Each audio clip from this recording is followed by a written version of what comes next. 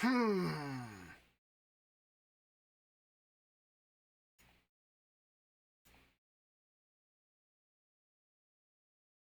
Much better. Anyway, kind of a milestone here. Again, we've been here before. But, yeah. Hi there, everybody. It is just about 1 in the morning. And time to show up. I'm showing up. I'm glad you showed up. I appreciate every single one of you. And, let's shit in the box. Oh, good Lord. What the hell? Hold on. My browser is misbehaving.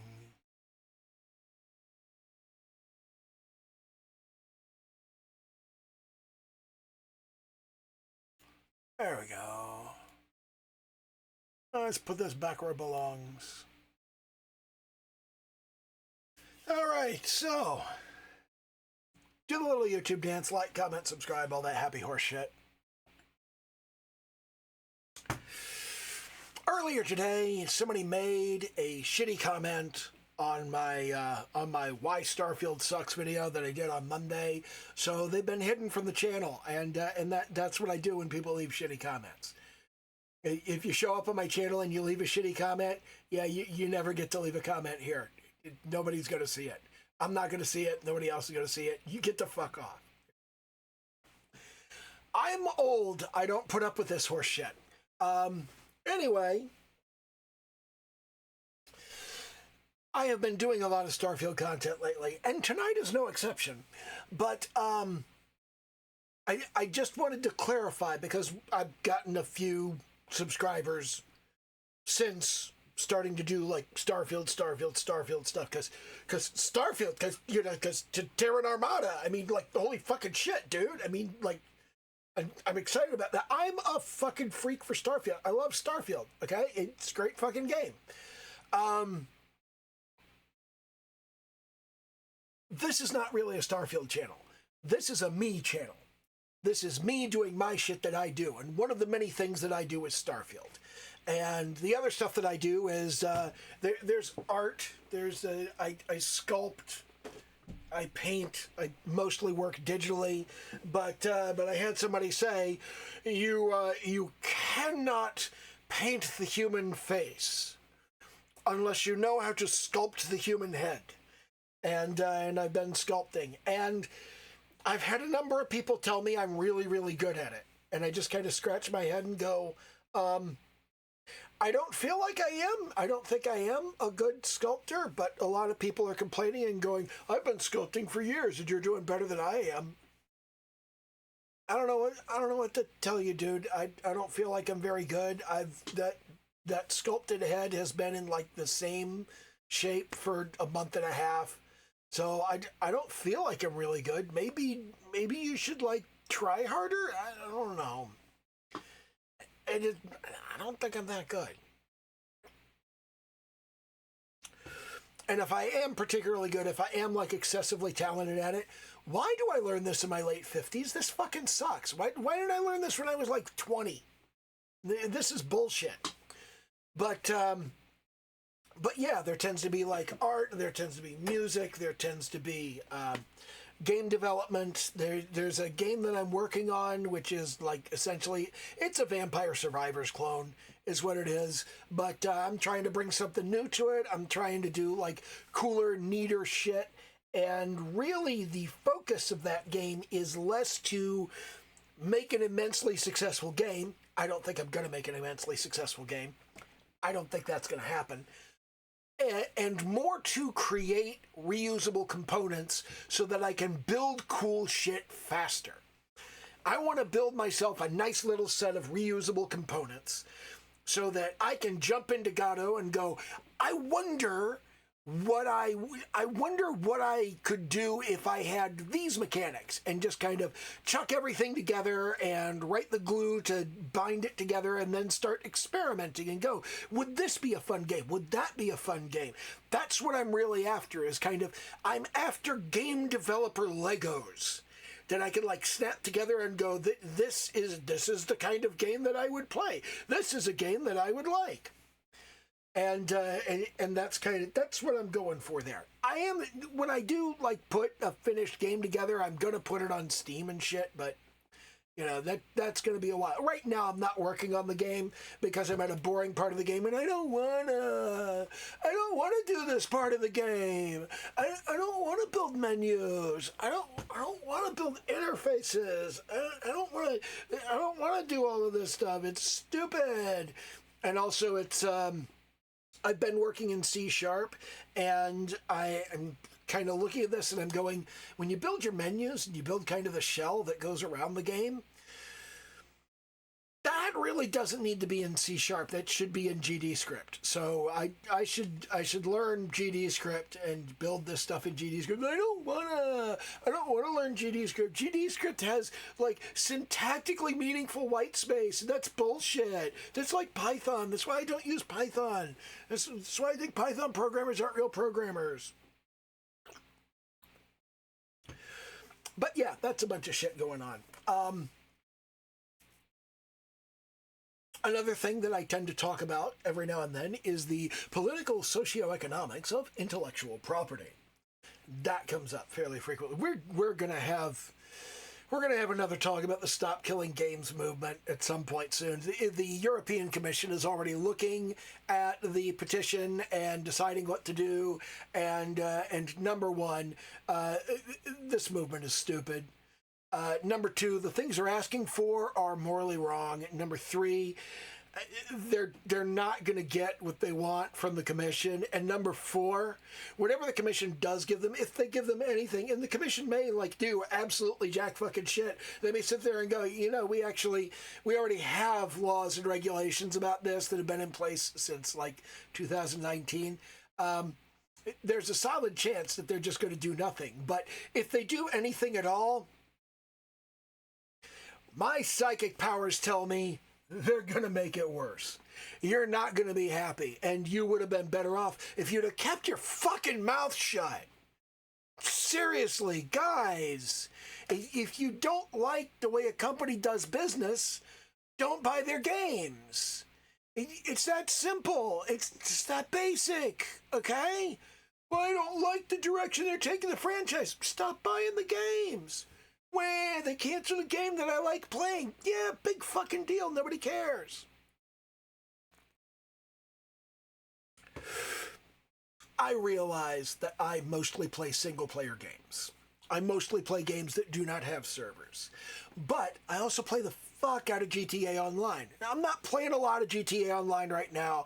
I'm logging in to get my shit in the middle of the week for the weekly bonus. Like, I would have just like shot myself if I didn't get the Rocket Voltic when it was given away free this last week. So I did. I logged in. I got my Rocket Voltic. That was important. I went in. I did it. I got it. Okay. And anyway, there are not a lot of games I enjoy that require a server, but there are games I enjoy that require a server.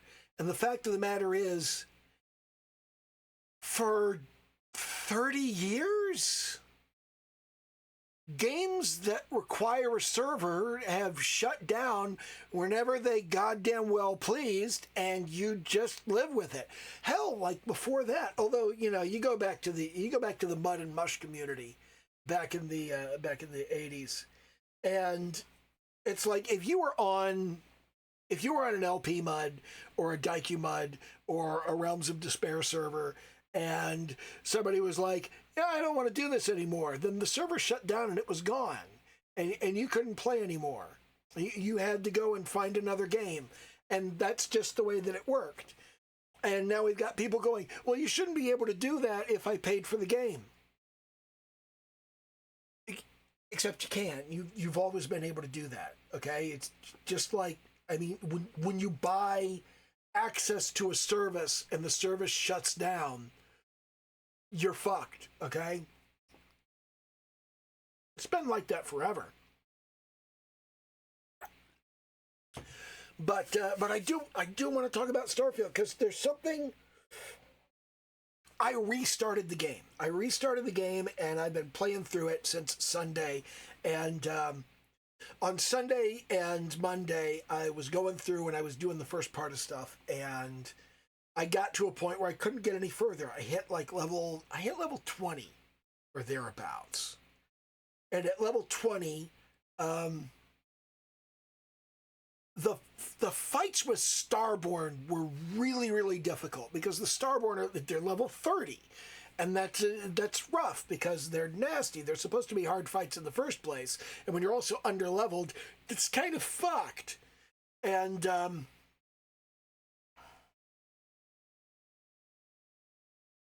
that has elucidated a fair number of things for me, and one of them is that Bethesda they've always done this. They've always built a game where you're supposed to engage with more stuff beyond the main storyline. But if you just do the main storyline, well, previously you could. And I think they tried to make something where you couldn't, where you're kind of heavily encouraged to go out and do other storylines, which is good. I agree that is good. That's a thing that you should be encouraged to do. But do you remember I said on Monday that they don't have a boss battle at the end of the introductory stuff? They do if you play it the way they expect you to. Because if immediately after you start the old neighborhood and you take Sarah with you, she takes you to see Commander Tuala at Vanguard headquarters. And Commander Tuala says, "Hey, do you want to join the Vanguard?" And if you go, "Would I?" and jump into the Vanguard, your first quest for the Vanguard ends with a Terramorph battle. That's your boss battle. That's the boss battle you're supposed to get. And that's the payoff moment. That's the cool thing. But at this point, you should at this point be able to get some powers. And this is the direction I would, looking at that, I thought, here's how they should have organized that. Doing the comms network repair on Tau Ceti should have been part of the main quest. When you first went to Commander Tuala and you said, "Hey, we're looking for Captain Moara and we don't know where he is," he should have said, "Hey, I can look into that, but for the moment, Sarah, could you do me a favor? I need you to do a comms repair on Tau Ceti. I just don't have any personnel to do it. You're the perfect person to do it. You're here, so, could you do that?"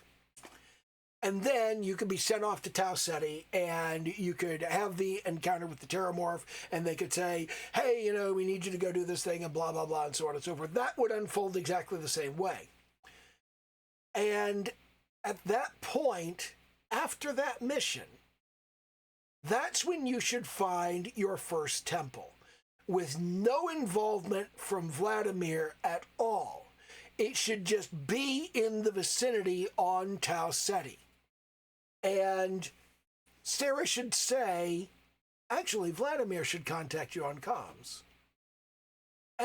When you reach Tau Ceti, when you're in orbit around Tau Ceti, because you can't land directly on the planet, when you're in orbit around Tau Ceti, Vladimir should contact you on comms and say, "Hey, there's something weird going on in this system. I'll give you more details later, but I'm still scanning." And this could be like your introduction to Vladimir as well. So then you go to Tau Ceti, you do the thing, you have the Terramorph thing, and then Vlad could say, "Hey, there's this weird thing that I want you to investigate, a scanner anomaly." And you go and investigate that, and it's your first temple, you get your first power. And it can still be anti-gravity wave, okay? It can still be anti-gravity wave, that's fine, but, you know, it's a bullshit power, you know? And then you should at that point have to go back and show everybody what's going on. There's some additional editing that needs to go on with the story. Like, the immediate thing, I think, is you haven't met the rest of the team yet. Maybe you should have to get your first power after you've met the entire team. But, you know, is it okay if you don't? Is it okay if you get that first power when Barrett hasn't been rescued and Andreja hasn't been brought back and you haven't met Sam Coe?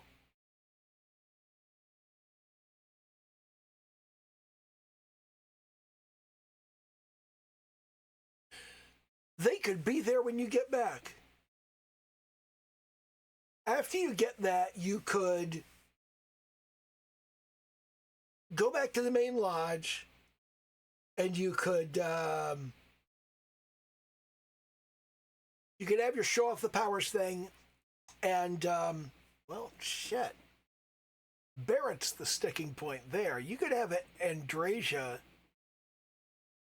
Andreja could be there and on her way out, and then Vlad could tell you,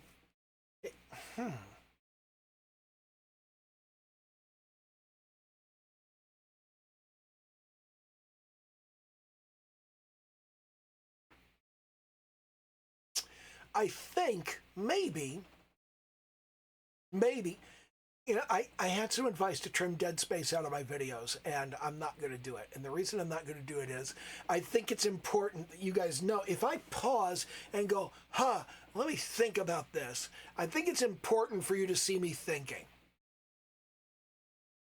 I think that's meaningful.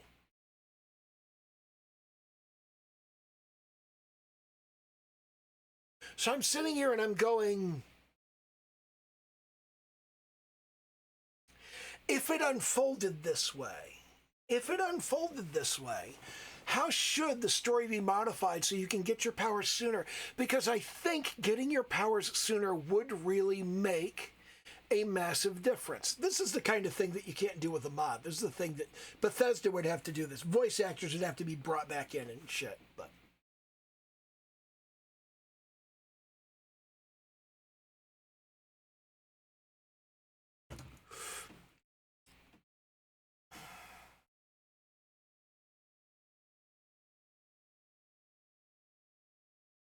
You go to Vanguard HQ, you ask Commander Chihuahua to find Captain Moana. You go to Tau Ceti, you fight the Terramorph. You go to a temple, you get the power. You go back to No, you don't go back to the lodge and show off your power. You go back to Commander Moara, or not, you go back to Commander Chihuahua after getting the artifact from, no, you don't get the artifact from Moara. You go back to Commander Chihuahua, and at this point, because you don't have Commander Moara's location yet, so you go back and you tell him, hey, you know, I got this gene tag from Hadrian Sanon, and I got this Terramorph gene sample, and also we asked you for Captain Moara's location, and he goes, well, I've got that, and I've got this, and I've also got this thing with Sistef, but if you're going to do the thing with Sistef, I need you to register for the Vanguard. Actually, he should say, I need you to register for the Vanguard for any of those things. Except going after Moara. So you can go after Moara without registering for the Vanguard. Or you can register for the Vanguard and go pick up what's his name? The dude on Sidonia, the dude at the end of the like mining area.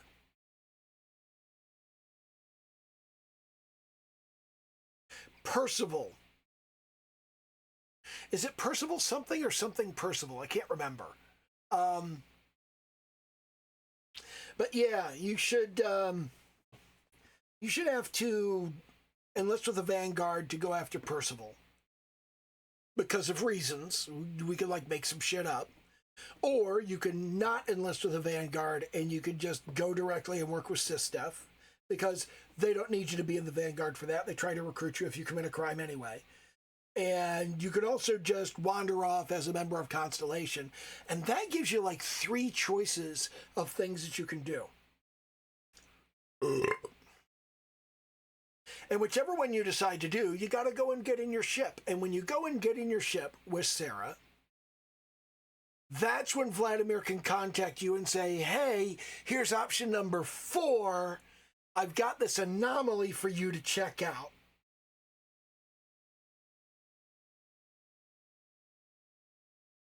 So you got 4 things you can do. You got your boss mantle, and now you get your option to get your powers. You got your option to go work with SysDef. You got your option to work with the Vanguard. You got your option to continue the main quest.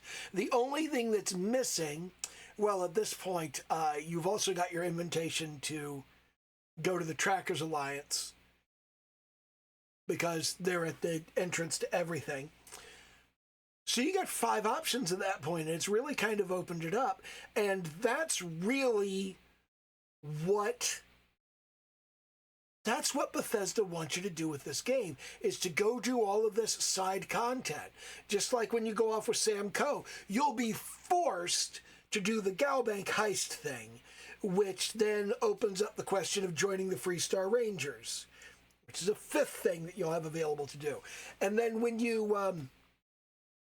go off with Walter Stroud, then when you go off with Walter Stroud to Neon, you'll get the option to apply for a job at the Ryujin kiosk.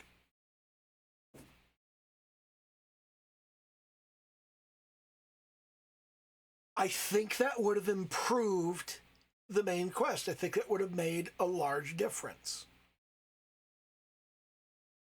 And really kind of underscored to the player, you have a vast array of choice here. Instead of, we're doing the main quest. Well, would you like to do this thing? No, I'm doing the main quest. Well, would you like to do this thing? No, we're doing the main quest. Because you've got the choice. Do you want to continue the main quest or go on the Vanguard? If you go in the Vanguard, then it goes, oh, hey, after you do the Terramorph thing, it goes, oh, hey, do you want to continue the Vanguard thing or do you want to go do the SysDef thing? And now you've got these 3 options. But, and if you continue the main quest, they give you the 4th option. They go, do you want to join the Freestar Rangers? And then you give you the 5th option, do you want to go and join Ryujin? And I feel like if they gave you 5 options from the very beginning of, like immediately after you do that first Vanguard quest, which can be a not Vanguard quest. It's just a, hey, it's just comms repair. Could you guys go and do this for me? Because I'm short on people. I need somebody to go do this. It's just a bullshit job. It's not a big deal. I feel like that would be simpler. You know what I've never tried and probably should? I've never tried to go back to the flight simulator after doing the initial Vanguard test. I wonder if you can do that. I'm not going to check that right now. I am going to bitch about something with Starfield. I am going to bitch about something because I fucking hate the level gating. I am at a point in the main quest when I need ships and weapons that will trash Starborn. But I don't have the levels or the skills to buy and modify my weapons and ships to the point that I can trash Starborn. I need to be able to trash Starborn here, but I can't. And that's frustrating.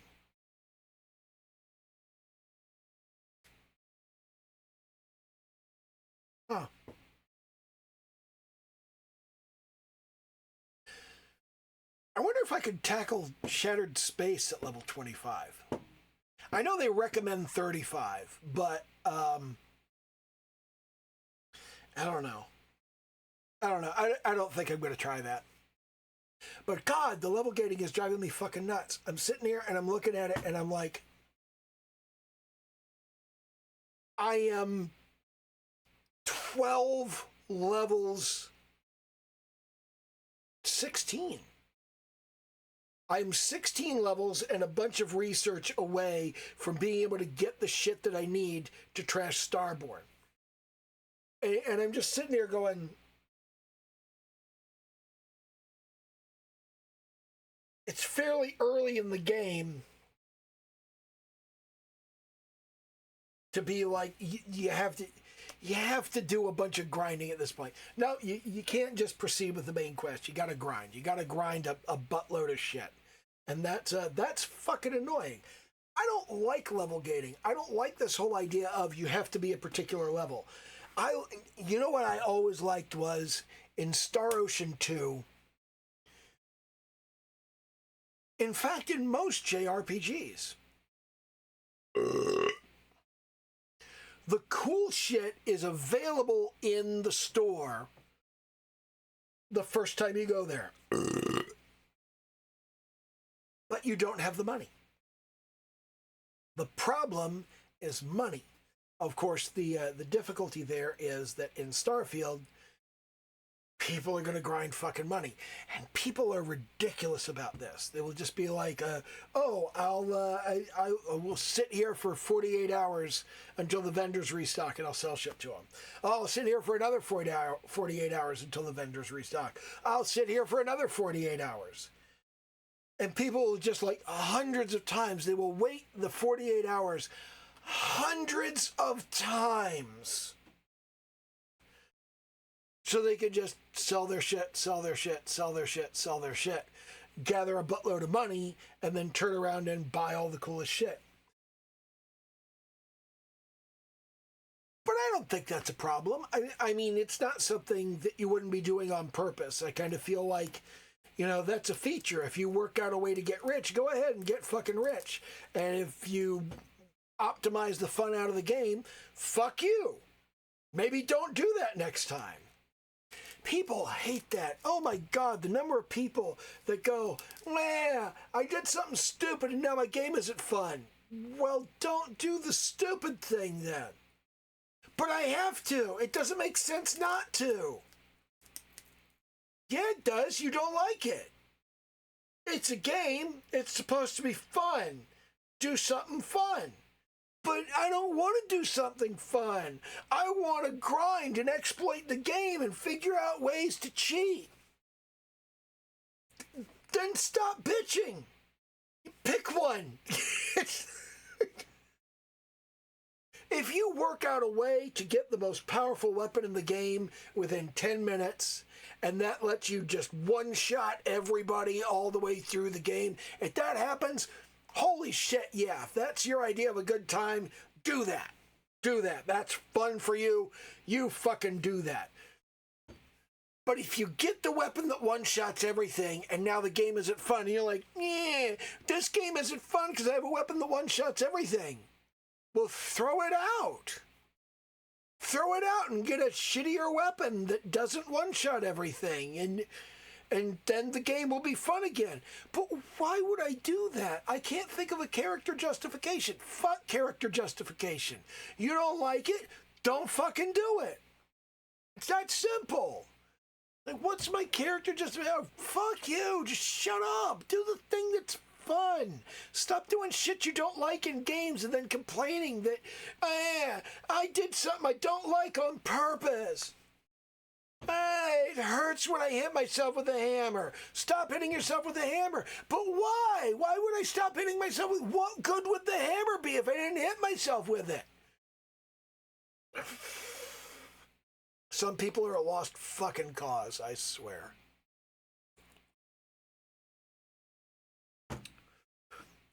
But yeah, that boss battle is at the end of the first Vanguard mission. That is a satisfying end. Although I found this really, really funny. There's a little ramp where you go up to the roof to get to that Terramorph fight. If you attract the Terramorph's attention and then run back down the roof into the building, it can't fit through the hole, but it doesn't know that. So it keeps trying to get down through the roof, and it can't, and you can just sit there and fucking unload on it. And if that's your idea of a good time, if you want to cheese on the Terramorph and go, you fucking idiot, you can't fit through here, I think you should do that. But if that would annoy you, then don't do that. If you don't think that's fun, don't do it. Don't do it if you don't like it and don't think it's fun. Do something you like and think is fun. It's what games are for. Why do I have to tell people this shit?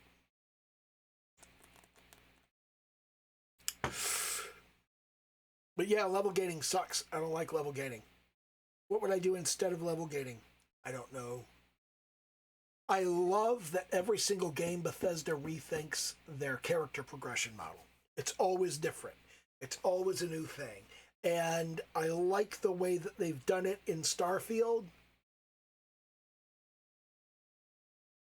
Even though I don't like grinding my way through the challenges for certain skills. I don't enjoy that. Like, how do I rank up intimidation? You have to intimidate 50 people. Why? Why wouldn't I just, like, put the skill point in it?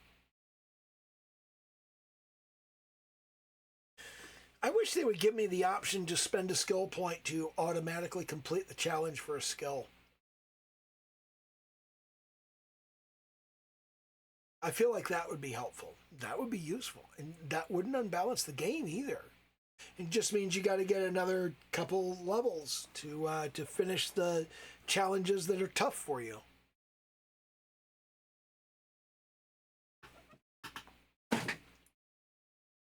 And you know, maybe I'm biased because I'm level 355 and have nothing to do with my skill points anymore. It would be nice if I had something to do with my skill points. But yeah, that would be nice. That would be nice to have something I could do with skill points past that level. It would be nice if I didn't have to go and just grind my way through fucking social skills to get the last few social skill levels. That's obnoxious. I don't want to do that. But I get why they don't let you do that. And I do like, as a general rule, I do like and enjoy the challenge thing, which reminds me of Borderlands, honestly. I like the tiered system on skills. It annoys me during play, but I do like it as a game mechanic. I think it's well done.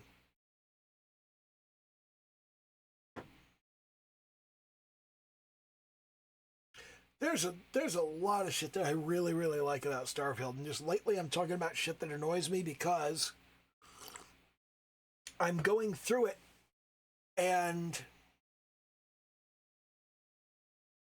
as I'm going through Starfield, I'm trying to play Starfield in a way that I don't typically play Bethesda games because my thing, you know how I was talking in the last video, there's a point where the world opens up. When the world opens up, I go, yeah, fuck off. I'm going to go do something else. And it's just like in Skyrim. It's like I come out of Helgen and Ralof goes, oh, let's go down to Riverwood and talk to my sister. Fuck off. I'm going to Windhelm. I'm going to go do something else. That's the direction that dragon went. Okay? That's all of my nope. Okay? I'm not going there. I'm going off some other direction. I'm going to go to Windhelm. Sometimes I go to Riften. But usually I go to Windhelm. Riften, Windhelm, either way, I go to the alchemist, I buy ingredients, I make potions, and then I jump on a carriage and I go somewhere else and I sell them. Actually, I always go to Markarth.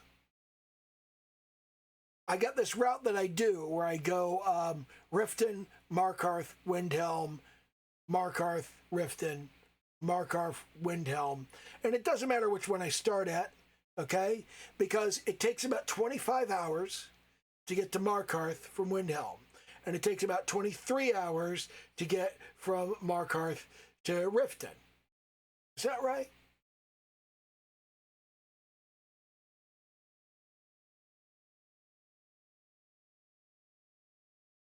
Yeah, it's 25 on one of them and it's 23 on the other one. So if it's too late in the day, you just do the 23-hour one a couple of times. And if it's too early in the day, you just do the 25-hour one a couple of times. And that resets. But you can see that the full route, it's 48 hours. That's enough time for your merchants to reset. And every so often you just go, okay, now I'm going to go from Riften to Solitude. And I'm going to check and see whether they got new magic items. And then you go back to Riften and you go back on the route and you just kind of go back and forth. You just go, you just Markarth and Windhelm and Riften. Windhelm, Markarth, Riften, Solitude, Riften, Markarth, Windhelm, and you just go back and forth like that, and you just do that little spoke up the Solitude every now and then. And I have to remember to do it in mirror image because I'm thinking about the way you look at it and not the way I look at it. For where I look at it, I always like Markarth is over here and Windhelm's over here. But from your perspective, Markarth is over here and Windhelm's over here. Sorry, I'm facing the other way. Saints Row 4 reference. Bonus points if you caught it. But I fuck off, like, as soon as you give me the opportunity to. Like, when I leave the vault in Fallout 4, I don't go down to Sanctuary Hills. I head directly east to the satellite array. I use the satellite array as my base to kind of, like, keep my stuff and hang out and do my thing. And I spoke out from there and do whatever I'm doing. Because I aggressively avoid the main quest. And I was thinking to myself, a lot of these people that dislike Starfield are precisely the kind of person that complained about Fallout 4 because they finished the main quest in 6 hours.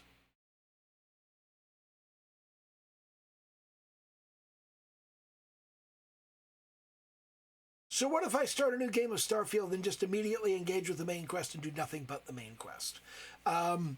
Problem number one, once the Starborn show up, the difficulty goes way up. And you gotta go grind levels in cash. Well, you should go grind levels in cash, but the game won't make you grind levels in cash. And you can get through without it. So you can just kind of power through on that, and you can get all the way through to the point where you can get all the way through High Price to Pay. And I've collected, I think, 10 or 11 powers. Let me go check. I got notes. 6, 9, 11. I got 11 powers. I got down through Void Form.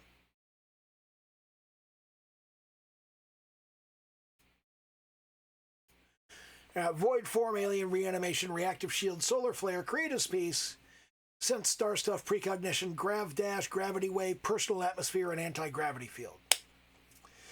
All of these suck except Solar Flare and Sense Star Stuff. And Sense Star Stuff is only good because of the way that I play.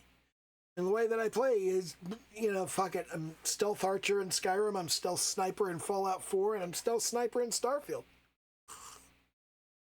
That's just the way I play. That's the way I like to play. So I kind of bailed on the main quest for the moment in that playthrough. And I went off and I did all the Ryujin missions. And I did the Mantis quest. And now I think I'm going to go do the Trekkers Alliance. And I'm debating, I'm not sure, do I want to go in and enable the Trekkers Alliance creation, the DLC that they have for the Trackers Alliance? Do I want to do like the full bounty set, which is essentially the Dark Brotherhood for Starfield? Because when you think about it, the constellation is like the Greybeards. Okay, this is the thing where you get your powers. All right, that's what's going on there. The Vanguard, well, that's the companions. You know, that's basically the companions. They have a dark secret in the basement. The Freestar Rangers. The Freestar Rangers is, funnily enough, the college at Winterhold. You wouldn't think that, but they're the Winterhold Mages College because the problem is coming from outside. It's a problem coming from outside. In Skyrim, it's Ancano, and in Starfield, it's who it is. I don't know if spoilers are like a thing people care about at this point. Ryujin clearly is the Thieves Guild. That's got a problem coming from inside. That's got a member of the leadership is the problem in that situation.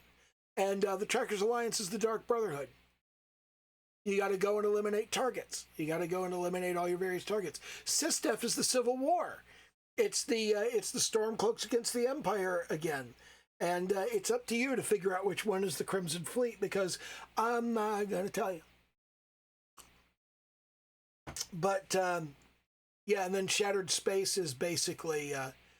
Shattered Space is essentially Dragonborn, because it's effectively the same concept. It's the idea of... there's a separate area that you go to. You couldn't access this area before, but you can access it now. Solstheim in Skyrim, you couldn't access it before, you can access it now. Dazra in Starfield, couldn't access it before, you can access it now. Which means you connect all of the dots on all of that. Terran Armada is Dawnguard. Terran Armada is the Dawnguard. It's going to be very interesting to see how that matches up.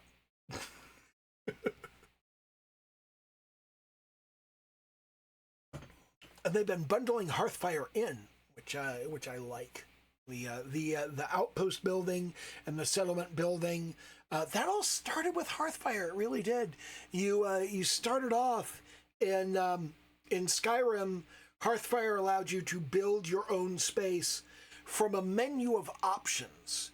You could mix and match some modular pieces and stick them together at 3 specific locations. And then in Fallout 4, they had the settlement system. The settlement system was, you know what? Build your own shit out of these basic parts in these specified locations. But there's buttloads of them. There's like 30 of them. That was good. I liked that. That was good. I liked the improvement there. And then in Starfield, it's, okay, we're going to back up a little bit. Work from modular parts, but with fewer restrictions, and put them wherever the fuck you want. I like that. I really like that. That's pretty fucking awesome. Yeah, I like it. I really do. I like it. I cannot imagine what they're going to give us in Elder Scrolls 6. It's going to be better. It's going to be better. A lot of people are not going to like it. I'll tell you right now, this is my prediction for Elder Scrolls 6. Elder Scrolls 6 is going to improve on a lot of systems that are in Starfield. And a lot of people are not going to like the direction it improves on them. But if you look at it objectively from the outside, if you look at it and you go, yeah, this isn't what I want. No, this isn't the perfect thing that I wanted. It's never going to be the perfect thing that you wanted. It's never going to match the ideal situation you made up in your head. But it is going to be an improvement. And I suspect that in Elder Scrolls 6, you're going to be able to build anywhere from modular parts, the same way you do in Starfield. It's just going to be different parts. And there may actually be more modular pieces like Fallout has. Yeah, I think that's going to be cool. I'm going to like that. And it's difficult. It really is.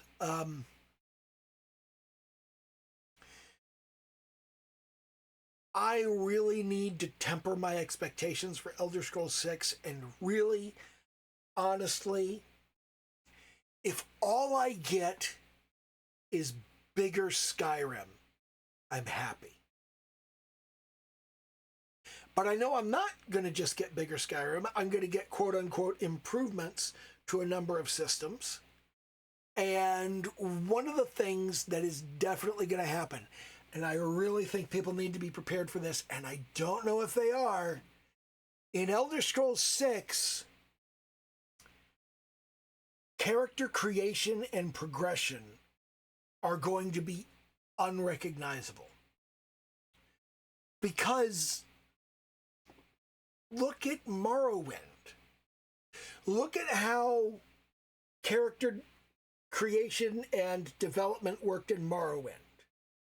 Now look at Oblivion. Look at how character creation and progression worked in Oblivion.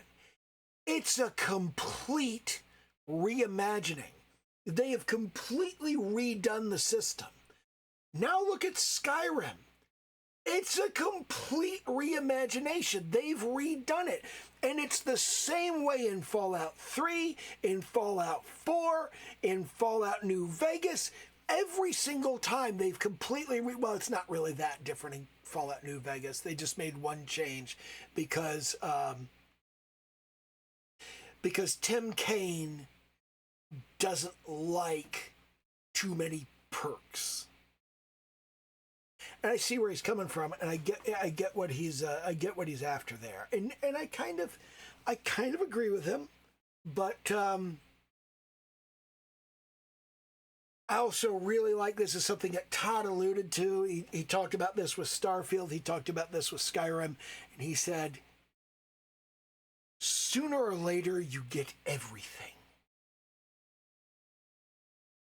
I like that. I like that build, and I especially like New Game Plus where you get to move in. I love that in Starfield. I think it's awesome because the reason I play Bethesda games the way that I do, the reason I ignore the main quest, the reason I fuck off and engage with the open world instead is that's going to be the majority of my game. That's the game loop that I'm going to spend the most time in because I'm going to do the main quest and it's going to be done. I'm going to do the faction quests, and they're going to be done. And I'm going to do the DLC quests, and they're going to be done. And we get to a point where everything's done, and all I have left is the open world and the Radiant quests and the side quests. That's all I've got. That needs to be the thing that I am having fun doing and am accustomed to doing. Starfield turned that on its head.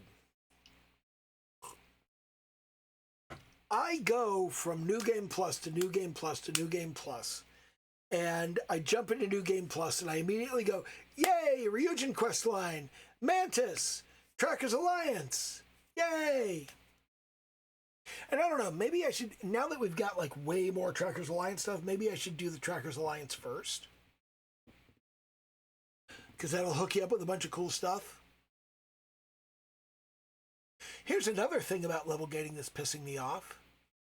Your credit rewards from quests are scaled to your level.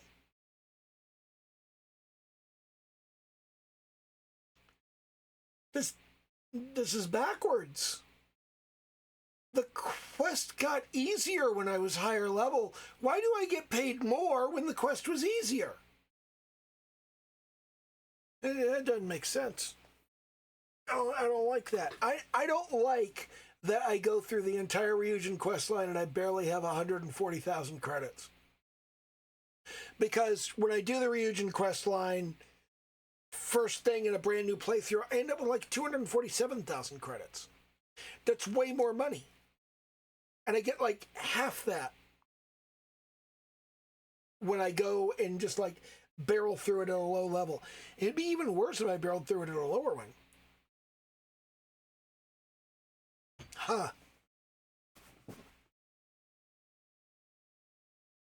See, now I'm thinking about what if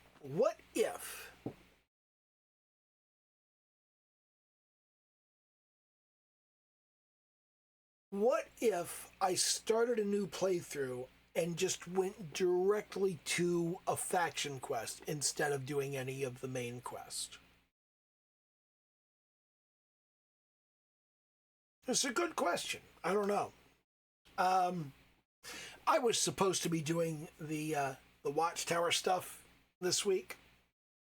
I was supposed to spend the next 2 weeks doing Watchtower, but I got to wondering a bunch of stuff about the progression of the main game, and ended up just getting really caught up in the question of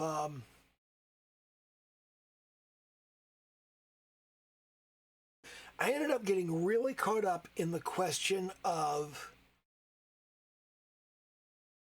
how different is Starfield if you start the game differently.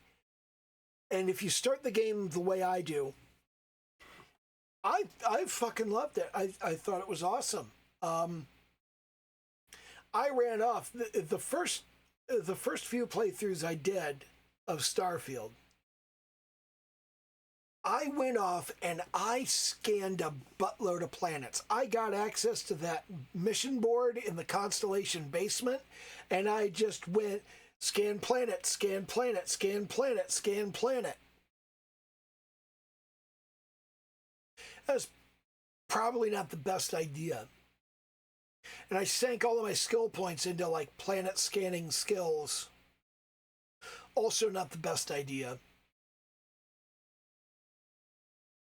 It actually would have been better to do a buttload of planet scanning, but sink all of my points into other skills, primarily combat-related skills to start with.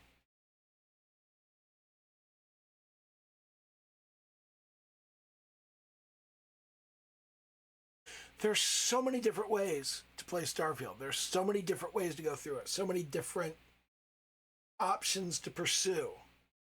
And